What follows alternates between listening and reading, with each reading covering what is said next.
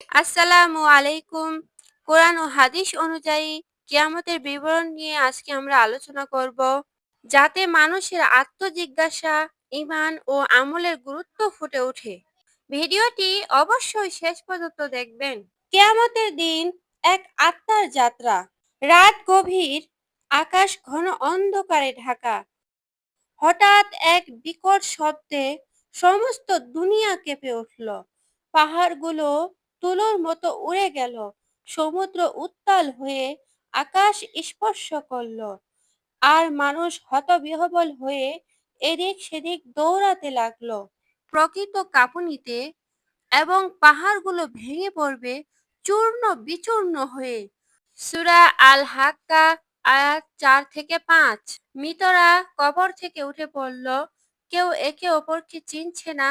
সন্তান তার মাকে ভুলে গেছে, ভাই ভাইকে চিনছে না। যেদিন মানুষ পালিয়ে যাবে তার ভাই থেকে, মাতা ও পিতা থেকে, স্ত্রী ও সন্তান থেকে।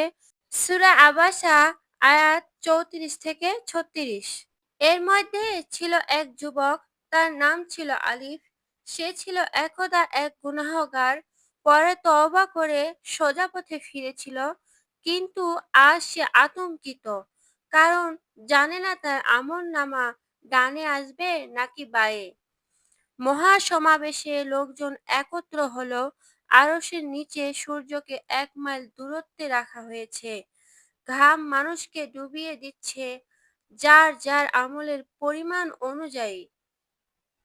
সেদিন এমন হবে, মানুষ ঘামে ডুবে যাবে। কারো ঘাম পা পর্যন্ত, কারো কোমর পর্যন্ত, কেউ পুরোপুরি ঘামে ডুবে যাবে। সহিহ মুসলিম হাদিস নং 2864। আল্লাহ রব্বুল আলামিন ঘোষণা দিলেন, আজ বিচার দিবস, কেউ কারো প্রতি জুলুম করবে না। তারপর একে একে হিসাব শুরু হলো। যারা আল্লাহর পথে ছিল, নামাজ রক্ষা করত, যাকাত দিত, অন্যায় থেকে বাঁচত, তাদের ডান হাতে আমলনামা দেওয়া হলো। যাকে তার আমলনামা ডান হাতে দেওয়া হবে, সে খুশিতে বলবে, আসো আমার আমলনামা পড়ো। সূরা হাক্কাহ আয়াত 19। আলিফ দাঁড়িয়ে কাঁপছিল। অবশেষে তার নাম ডাকা হলো। তার সামনে খোলা হলো আমলনামা। সে ডান হাতে তা পেল। তখন তার চোখ ভরে উঠল অশ্রুতে। সে চিৎকার করে উঠল, আলহামদুলিল্লাহ! আমি জানতাম আমার রব ন্যায় বিচার করবেন। তারপর ফেরেশতা তাকে জান্নাতের দিকে নিয়ে গেল। জান্নাত যেখানে না আছে কষ্ট, না আছে মৃত্যু, শুধু আছে চিরন্তন শান্তি। তোমরা প্রবেশ করো জান্নাতে তোমাদের আমলের কারণে। সূরা নাহল আয়াত 32।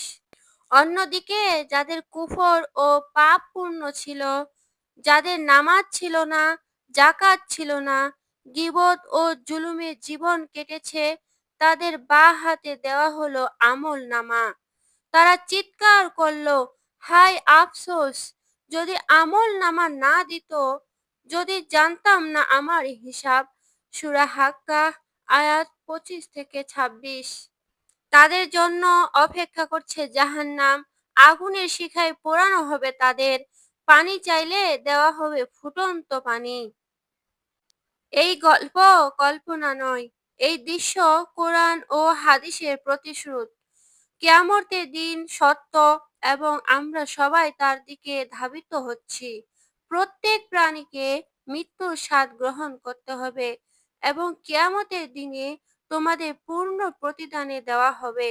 সূরা আলে ইমরান আয়াত 185। ভিডিওটি ভালো লাগলে সাবস্ক্রাইব করবেন।